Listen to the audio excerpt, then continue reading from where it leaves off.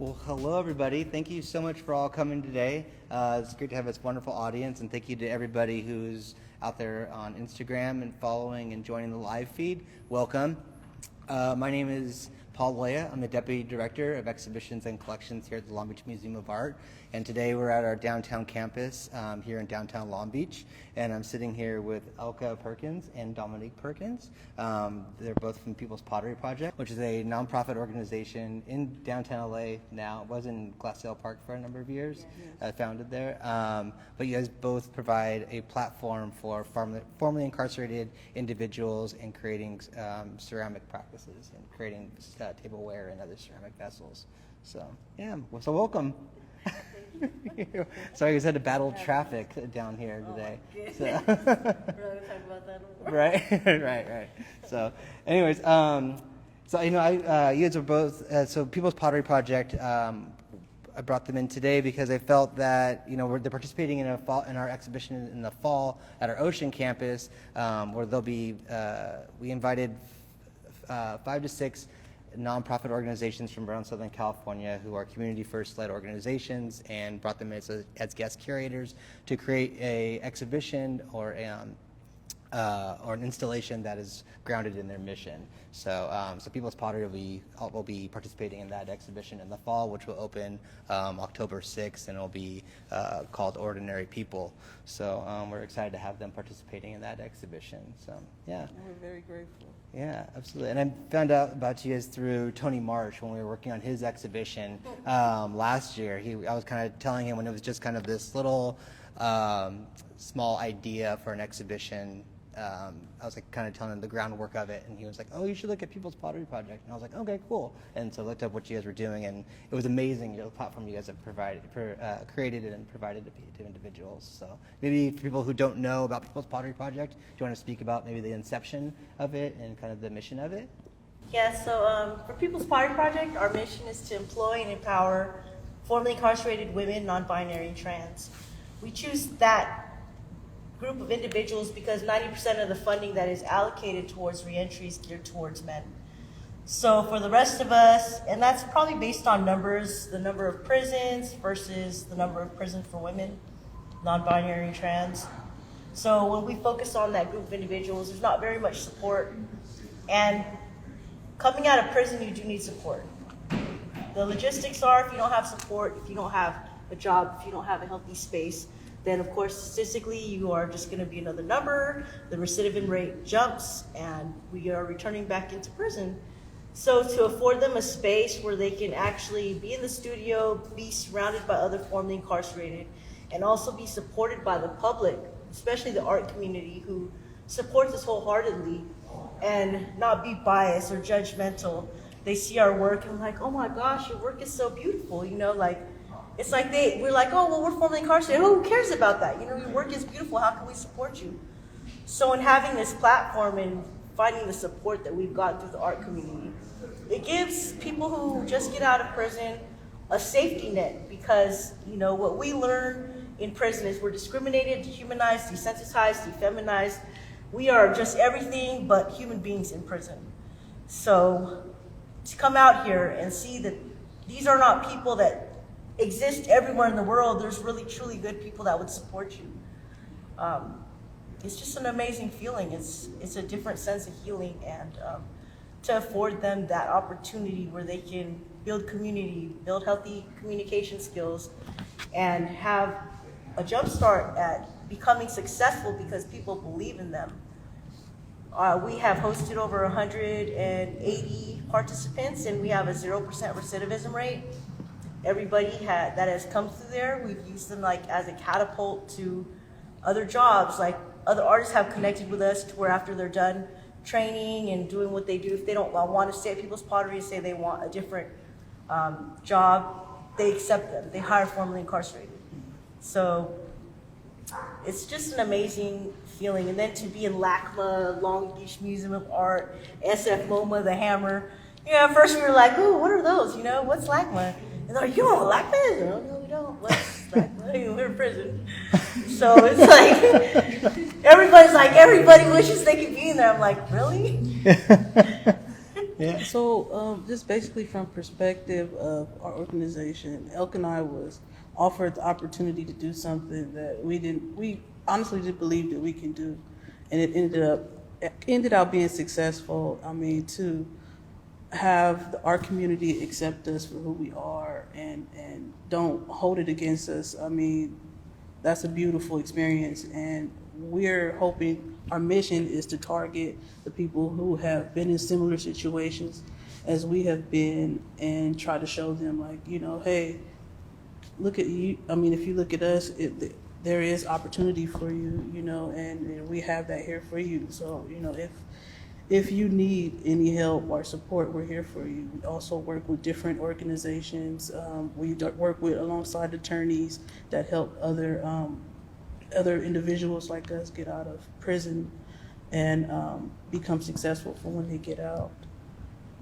And we truly appreciate all the support and all the care that our community gives to us, because we're able to continue and, you know, just show different cultures from our perspective and let them see the inside of, you know, just who we are, and try to be a little bit of transparent, you know, and just we're constantly trying to prove ourselves in hopes that, you know, we'll be accepted into society, because that's what's constantly, you know, just being repetitively told to ourselves in our heads, you know, but in all actuality, we are accepted and we can be successful, and we just want everybody to know that we're grateful, and just please support us and follow us, or if you know any other organizations that geared towards helping formerly incarcerated individuals. It doesn't matter if it's male or, you know, or any other gender. We're just available for anyone who has experienced incarceration. And we're just, you know, if you're willing to come and experience it, please, by all means, come and enjoy us like we enjoy you. Yeah. Can people come and do workshops there now? Yeah, so we do offer community workshops now. We actually have volunteer students from UCLA that are in arts programs. Mm-hmm. And UCLA has actually built out a program to where they pay 2 students to come and work at our studio as interns, and they teach our community classes, or just if formerly incarcerated want to learn how to do the wheel. Dominique is our only thrower. So just to say, if the orders are late, it's because we don't have a thrower. So please don't be mad, we're sorry. And we're working with one kiln. We're only working with one kiln.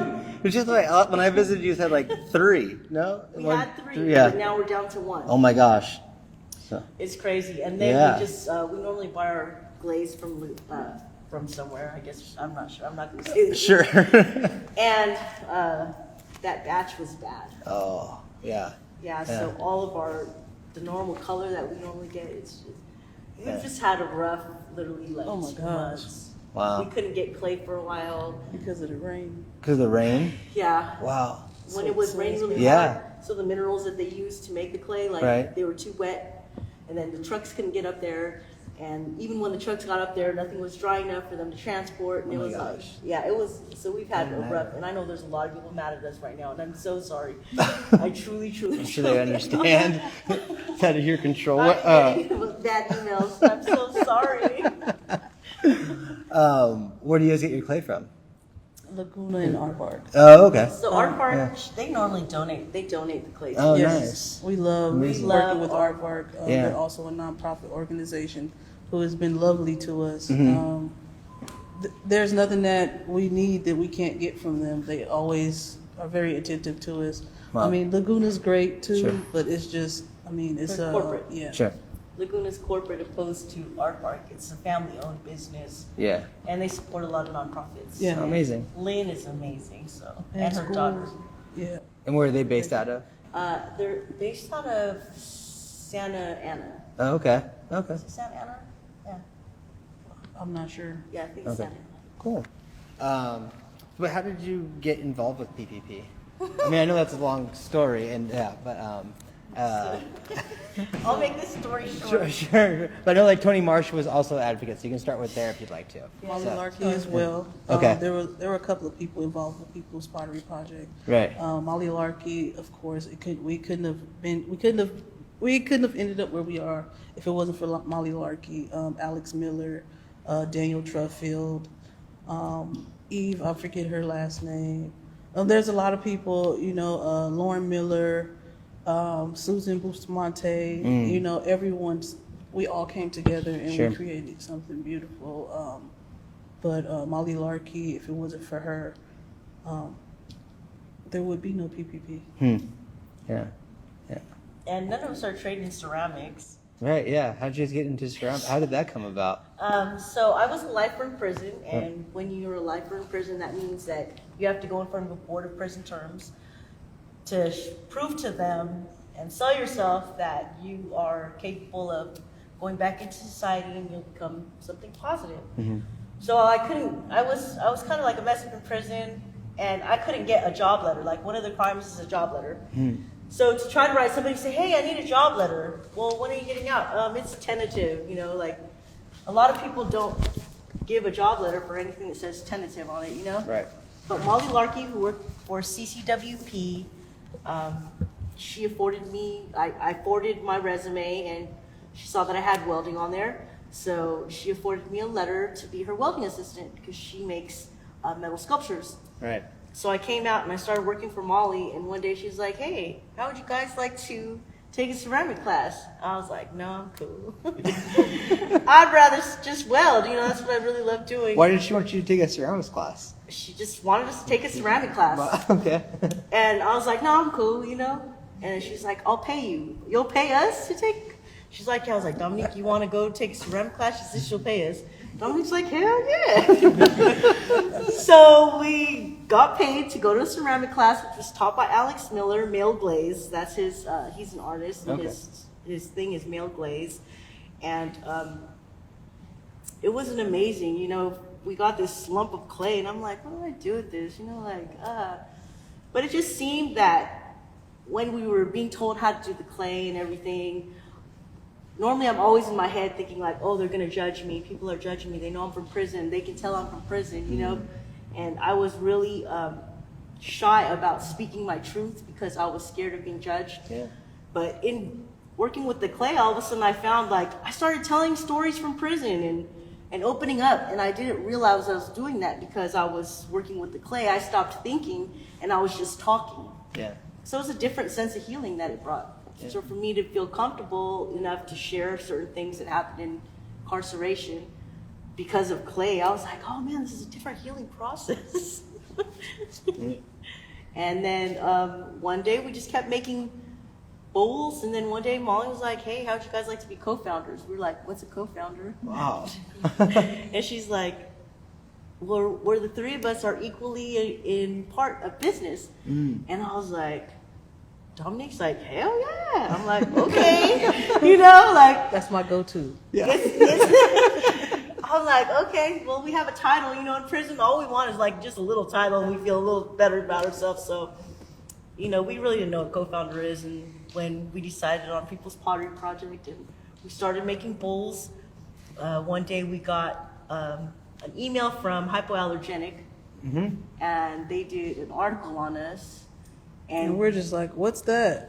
And everybody's like, you don't know what this is? They're going nuts. And we're like, well, just tell us what it is. And then,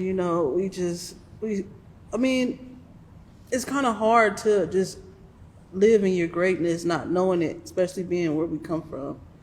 We're constantly like, we're not good enough. So when we didn't understand what it was, it's pretty much like we didn't understand what hyperallergenic was or how big of an accolade that was. We didn't pretty much know how to accept it. And it's a beautiful thing because we've grown since being in the art community. It's been a great experience, and it's just beautiful, everything that all our accomplishments. I can go off into other things about how great PPP is and how appreciative I am, and we are, but you got to stop me because I don't want to get off topic. Shit, no, you're fine. Yeah. It's a casual conversation. Let's go. It was just a beautiful thing, we didn't even know who Molly was, she was, we didn't know that she was a celebrity child, That's right. it was just, it was just like, this is a freaking fantasy.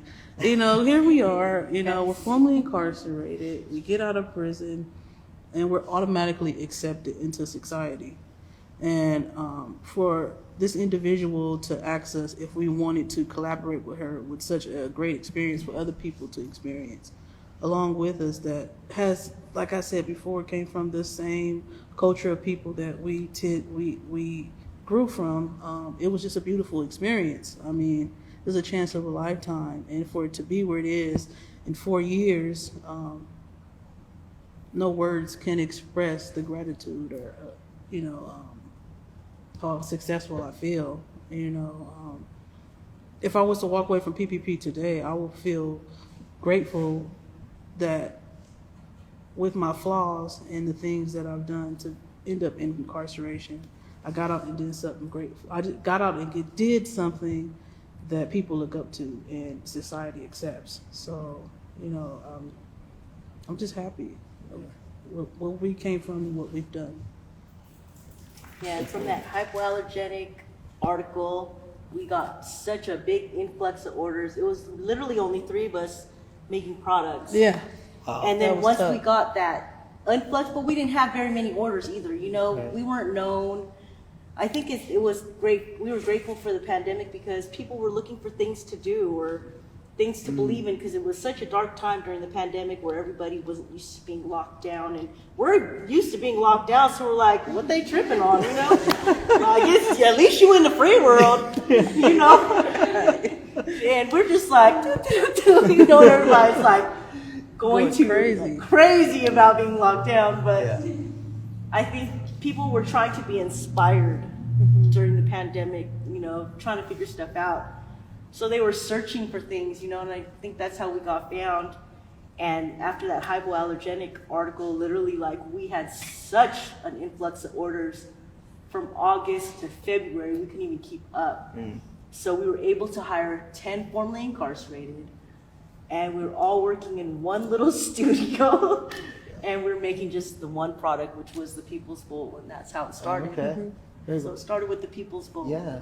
And how's the platform? How do people come to know about people's pottery? How do you get employees that come out of that exit out of we the actually prison? collaborate with different organizations. So we have USC Gold, Okay. where there are attorneys and students that are working towards getting people out of prison to SB 260.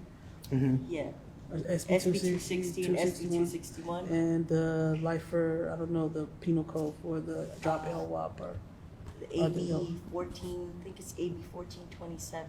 well, they work towards getting people out of prison, and if anyone has been released, we tell them, hey, word to mouth, we're hiring, or we'll put it on our platform when we have open positions. And we also work with the California Coalition of Women's Prisoners, who work with female and non-binary and trans individuals getting out of prison that have a life sentence. And if they need employment and they're in the area, we hire them. We give them job offers and references. Cool. Very cool.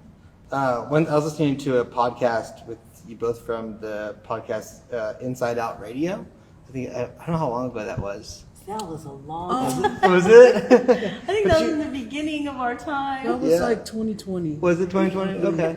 Yeah. But there's these wonderful quotes that Dominic that you pulled, art. You said art is community who doesn't hold any bias or judgment. And then also Elka, I pulled a quote from you saying healing through community. Can you speak to how important community is to your foundation to People's Pottery?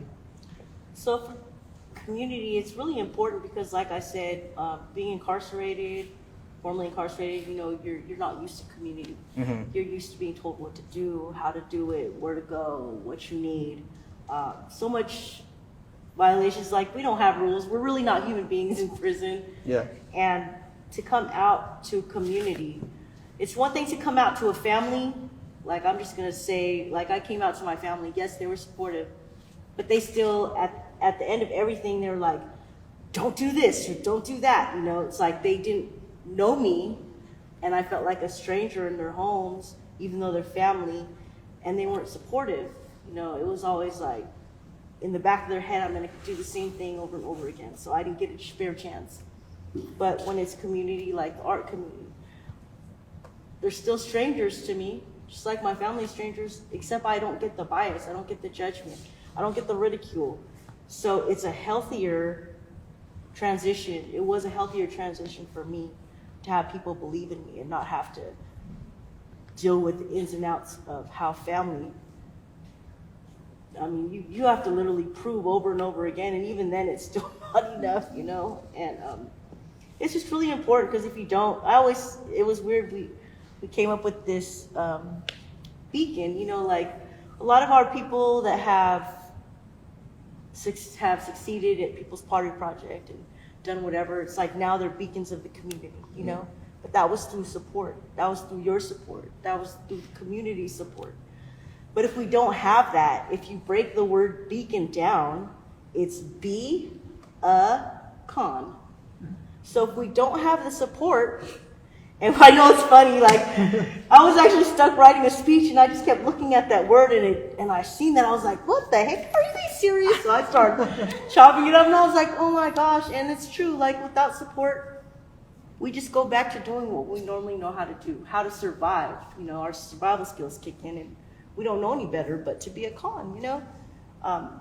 It's always a game in prison, it's us against the cops, you know, so it like kind of transitions out here, and we don't realize it transitions out here, but to be able to change our thought process from being a con to becoming beacons in the community, it was like, whoa, you know, wow, we can make a difference, you know? So the support of the community, the support from people like you, I mean, it's just, I can't even express how important it is, you know? Yeah. I mean, well, the community that we have built or tried to create was where, when we worked in prison, or when we was incarcerated, we always had to worry about looking over our shoulders or looking over our back, making sure that we were doing the right thing at the right time, you know, and it's like we wouldn't want someone to go through that or feel like that, knowing that that's how we felt when we got out. We wanted people to, you know, be able to be in a healing environment and work through their traumas without having to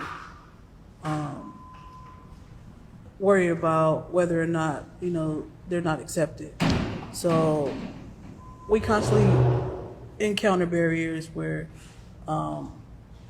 somebody may get triggered, you know, and it may not go well, and they're like, you know, I just feel like I'm just not doing good enough because I keep trying to mold this bowl and it's lopsided, or it has you know, my fingerprints are in it, or it has my nails in it, or it's, you know, it's just don't look right.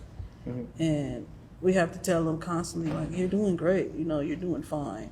I mean, it's like I said, we're constantly trying to fit in or constantly trying to be accepted, and to have build a community to where, you know, your flaws are okay, you know, as long as you can work through them and you know, and still move forward in a positive manner.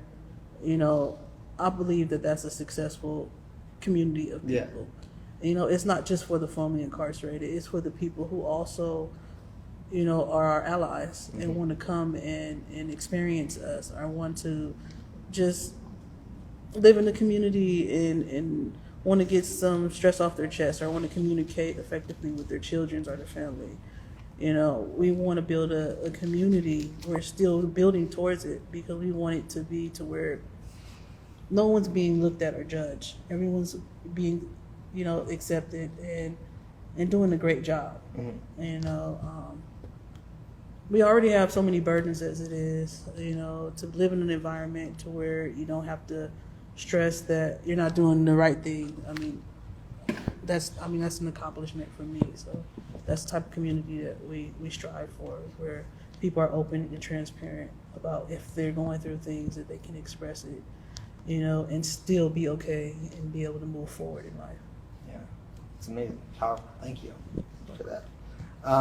And like speaking of that, with like, you know, the like you're talking about like the flaws, and how did you come up with the aesthetics of the bowl of people's pottery, of the ceramics of the tableware that you guys, the wares that you made? We all came up with different type of, creations. I think you created the swirl. Because the color bowl, people who maybe not know, the colors are like, kind of what's it? Bluish, tan. Yeah, bluish and tan. Yeah, so I mean, we had a few color schemes that we were looking at as far as when we first started, and we wanted to do like a specific color. But we try to be mindful of like what we give to people or what we produce, because we wanted to have a piece of us in it. So we chose the colors brown and blue because, when you come out of prison, all you want to do is like make foundation. So that's like grow your roots somewhere, and that's what the brown stood for. And then the blue is like look how pretty the sky is. It's so beautiful, but at the turn of a cloud, it can start storming. Yeah. Just like the ocean, it's so beautiful, it looks peaceful, but you never know what's the riptides or the currents underneath. And we try to portray ourselves to society like we're just normal people, which we are, but sometimes inside it doesn't match what our outsides are. So in building a foundation and having roots somewhere, regardless if we have those days where we might be a little wavy here or there, we have literally, like spread some roots somewhere where we're founded. Yeah. And people trust us. Yeah. The workers, of course, yes, they trust us, but like, we can go out in different communities. We can be around people that are worth $1 billion, and they just trust us with their lives. Yeah. I mean, that's amazing. So we went to the Freeze Fair. Yeah, that's right. And it wasn't just a Freeze Fair. It was an event before that. We did like a fashion show, but it's with every event, with every experience, just to look on the individuals that come in, our employees, our students, our participants' faces. I mean, you can't want any. That's just joy. It's a beautiful thing, because they're like, oh my gosh, this is incredible. I just talked to this person, and they're this person, and I don't know how to act. I don't know what to do. It's like, just keep working. Sell the dishes. Tell them about your story. So I mean, to experience that, it's wonderful. It's marvelous. We love it. You had a huge booth at Freeze. Yeah. For at Freeze Art Fair, it was amazing. So And we literally like brought over 430 pieces, and I think we came back with like 20. Yeah. Oh my gosh! Wow. Yeah, it was amazing. It was an amazing turnout. We had an amazing. We brought stuff that we would be like, nobody's gonna buy that. And those were the first things that sold, Yeah. And people wanted us to like sign the bottom of the dishes and bottom of the vases. They literally wanted our signature. I was like, why would you want my signature? Like, it's just me, That's wonderful. But it was just amazing, That's awesome. Yeah. Are you guys doing anything besides the show at LBMA? Do you have things working on? In So Detroit? we actually just got into another museum. It's in Mass Mocha. Pennsylvania. What is it? Mass Mocha? Out east? Yeah. Yeah. See, okay, so when you see how you guys knew Mass Mocha? Yeah. So I was like, somebody from Mass Mocha just hit us up, right? And they want this in their gift shop, and whatever. I was like, and when I was talking to the guy, I don't know what Mass Mocha is, So I'm talking to somebody else, and I was like, yeah, we got to do all this pottery for Mass Mocha. They're like, Mass Mocha? I was like, oh my gosh, did I say something wrong? I'm sorry. They're like, do you know that is like one of the biggest museums? I'm like, I'm sorry. I'm sorry, I was incarcerated for almost 27 years. I don't know nothing about a Mass Mocha. And then when I talked to Chris, I was like, Chris, why didn't you tell me that you guys are big? He was like, I don't know. I'm like, but it was just, we get people that hit us up all the time, and I'm like, Amazing. oh, it's just so and so and so, and they're like, what? I'm like, oh, shoot, okay. That's cool. It's not just that.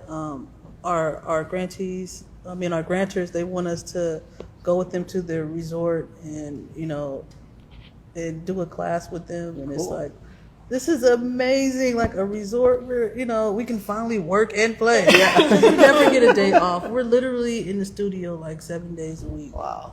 So it's like, it's kind of hard, at times. It's not always ups. It's ups and downs, especially with learning the insides out of having, a nonprofit. Sure.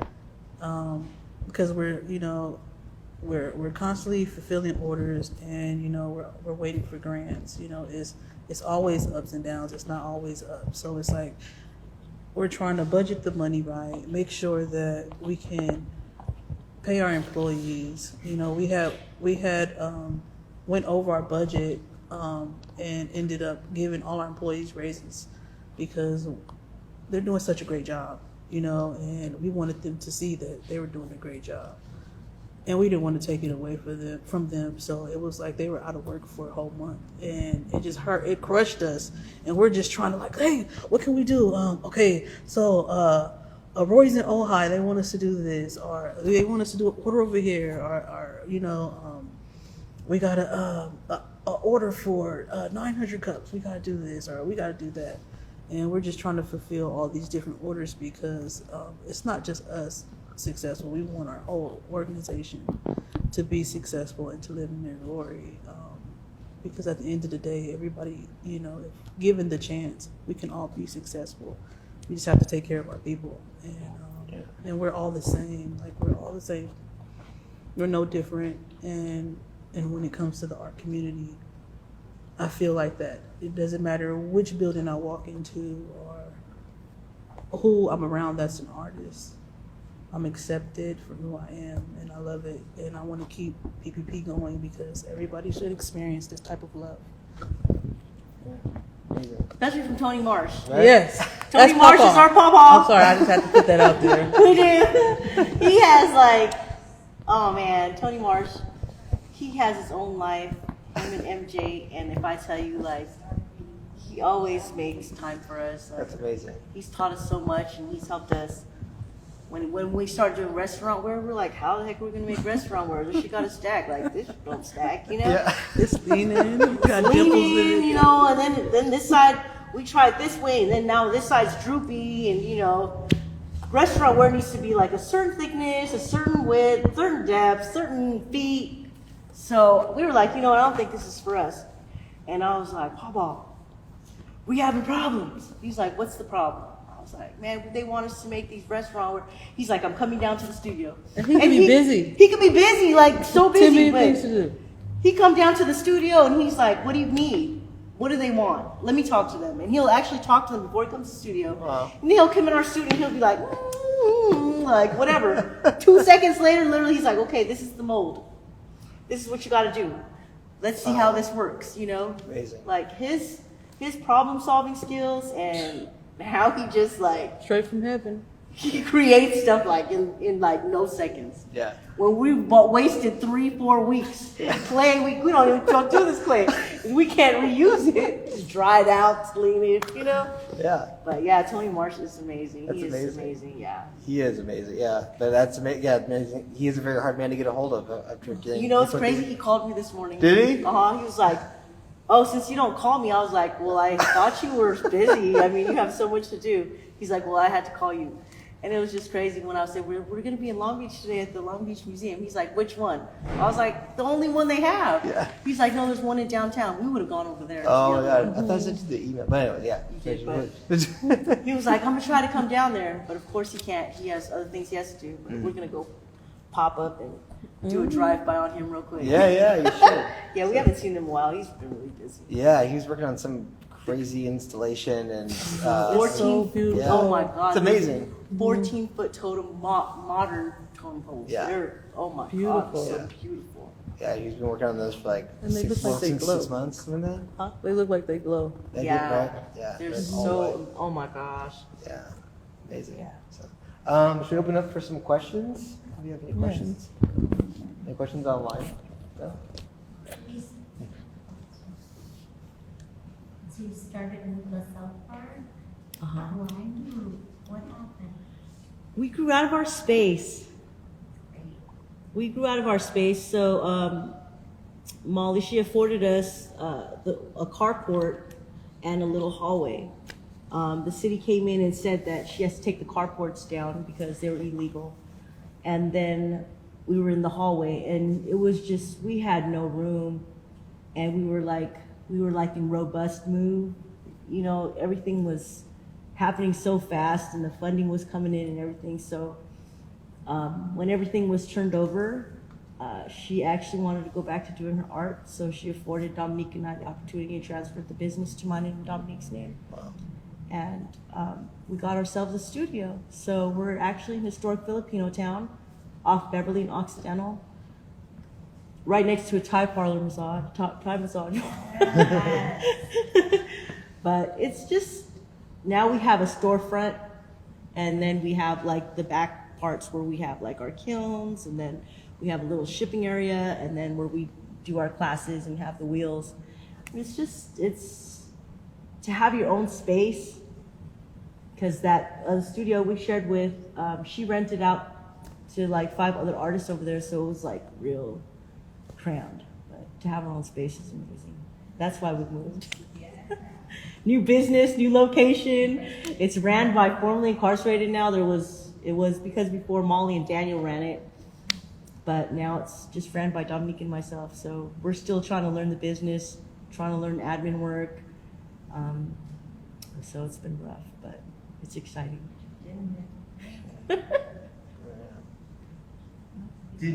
So neither one of you were into pottery prior. No. So when you look back, does it blow your mind like this is what you're doing now? Let me tell you this. I sit on the wheel constantly telling myself, like, excuse my language, like, girl, you like, bitch, you know how to throw. That's crazy. You're really struggling. And you really just got out here. They were so impressed how quickly I adapted. And pretty much all the bug faces you see, I have bowls in the studio that I've thrown myself. I've never went to school for it. I went to USC Magnet, but I didn't throw, but I've played with pottery, but I've never thrown a piece of pottery in my life. I've learned how to throw it in the studios. You still weld? I have not welded, and that was my passion. You know, I have, sometimes I get these little crazy thoughts, like I want to infuse ceramic with metal, you know, and maybe create something. But it's like, where do I find the time to do that? Maybe because we're kind of growing pretty fast, and now we've got a couple formerly incarcerated who have stepped up and became studio managers. Oh, cool. So that's allowing us to step back a little and have a little more space where we can just focus on like grant writing and, you know, answering emails and doing this. So hopefully I'll be able to get like a little creative space and maybe do that, you know. But yeah, I wake up and I'm like, they're like, yeah, pottery. I'm like, pottery. Wow. You know, like I never thought in a million years. Yeah. That's great. It's amazing. So the last time I was at self-help graphics, artist one was teaching young taggers how to tag and not doing it on the street and getting in prison. As you grow, would you think about trying to help young girls stay out of prison by teaching them? Well, pottery we or would love that. That's actually one of our goals, is to reach out to the youth and coincide with the youth. And whatever we can do, she's actually working on something going back into the prisons, and it's like a gang prevention thing where they're trying to create something with the youth and the people in prison to stop, you know, gang violence and different things like that. I actually went into it was weird. So I've been out of prison for 4 years now, and 2 weeks ago, was it 2 weeks ago? Yeah. 2 weeks ago on Monday was my first time going back inside the prison. But I went inside the prison as a free world person, you know? So when I was walking the same walk that I used to walk every day, and people were looking at me, and I was like, hey, how y'all doing? They're like, Elka, you came back here. Like, you work for CDC? I'm like, hell no, I'm just here to volunteer my time to help teach this class real quick. And then I saw a couple of my housing officers, but it was kind of like a good feeling, but then at the same time I was like, damn, you know, remembering walking all these steps and on the other side of not being able to go outside the gate. It was like, when I got back outside the gate, I literally got in my car and started crying like, damn, I was able to walk out and go in and out. And I just kept holding my keys and my ID. And I wasn't holding it because I was scared somebody was going to take it. I was holding it because I wanted to be responsible, because I know when Free World staff come in and they've lost their keys or their ID, like they'll literally lock down the prison for like 7 days straight where we can't even come out because they have to search the whole facility to look for IDs or a key. I remember So one time it was 28 days. And yeah, that means no showers, no nothing. nothing. Everything shut down, especially in CIW. It's no showers because you have the showers are on the other side of the unit. They're not in the cell, so it's like it's horrible. Yeah. Yeah, so I was 28 just like days. holding It on can give to you some horrible everything. experiences, but that's not what we're here to do. But yeah, and then we've also had the opportunity to kind of start a conversation about how we can support this. There's like a halfway house for the youth in Silmar, and one of the guys had reached out to us. We had actually met him. He did a class at our studio. So we're trying to figure out how they can bus some of their youth to us, and then we can do a class with them and then share our stories. And, you know, because I think that's the best time to get to the youth before they walk the shoes that we've walked. I mean, that in itself would be mind-blowing, changing, you know, like to save one. Yeah. Be awesome. We had a question come in. It was, can you explain a little bit about how your name and like logo came about? Like if there was a design that you worked with, or maybe you already talked about this. If you did, sorry. But they were really interested in how you came up with the name of the organization, and if there was like, and how the graphic and logo came about. We were just throwing stuff up in the air. So first, Molly was like, "Hey guys, we need to come up with something," and we were like, "We the people," and she was like, catchy, but no. So then we just kept playing around with, you know, different names and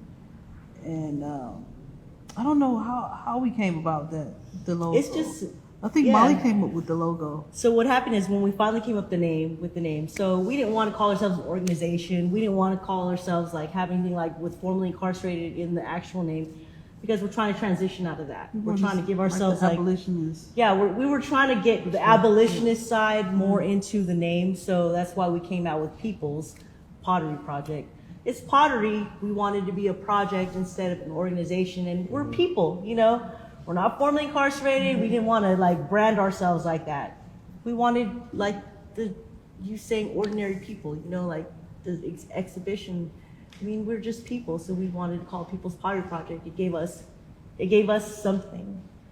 And then as far as the logo, I think what Molly did was like when we came up with that, she literally just went online to some like.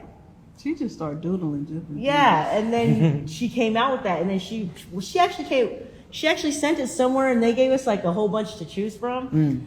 But this one stuck with us. I don't know why. I honestly liked the lettering, and then it was in a box, you know, and I just felt like this is how they kept us always in a box, you know. So It kind of reminds me of a prison plate. And they stamp the plate. It's a, you know, I don't know. It just, but in a light manner, you know, it's not bad. It's good. yeah, because I think I don't know, because then the back it has pottery, not prisons, you know. So it like I don't know. It was cool for us, and she sent it somewhere, and they gave us like 5 or 6 things to choose from, and we chose this. Any more questions? You can buy their shirts and sweatshirts and Oh, other yeah. materials on your website. So I have to update the merchandise because we just got some new merchandise in, and we just Have a got lot of merchandise. a lot of merchandise Cool. in because we were out of so many sizes of shirts. But you could visit us at www.peoplespotteryproject.com, or We're in LACMA, the Hammer. Hammer. I think the Hammer still has a lot of sizes. And you can get your wares at LACMA and Hammer as well. Just at Right. Hammer. Just at LACMA Hammer? doesn't have the t-shirts. LACMA just has our dishes. Okay. But the Hammer had our sweatshirts and our t-shirts. But if people want to buy your pottery, you can go to LACMA, Hammer. You go to your website. Do you still work with West Elm too? Oh yeah, we're on West Elm. Yeah. We're in Are we Erewhon. still? Do we still have products in the Hammer? Because I think we have to wait till August. Well, we still have the shirts, Okay. but August because they had to put somebody else in that section. Yeah. So I was on your website today. It looked like you updated a lot of things on your Yeah. site. So there's a lot of. I gotta update the merch, the t-shirts. I haven't had a chance. It's not low to. stock, and I was like, oh shoot. I know. Yeah, it's get that been long waiting sleeve. forever. So. You don't worry about buying nothing, okay? You just gotta come by. I'll come back for sure. So I want to go there and spit. I want to throw a pot. So I've never done that before. You So it'll be need fun. to just come. I know I will. I'll come down. Don't be So a stranger. I know I won't. So make some time. So I will. Thank you, Elka and Dominic, for being here today. you for Yeah, inviting us. of course. So we'll be tomorrow. We'll be having an open air market out in the back behind LBMA downtown from 12 to 4 p.m. There'll be 9 to 10 vendors from around Long Beach and LA serving or selling their goods back there. Makers Market is what we're calling it. And then there'll be other activations around downtown Long Beach as well throughout tomorrow. And then there'll also be a walkthrough with Virginia Katz from 1 to 2 p.m. Virginia is the artist that did these works here in whose exhibition this is. So she'll be here on site as well.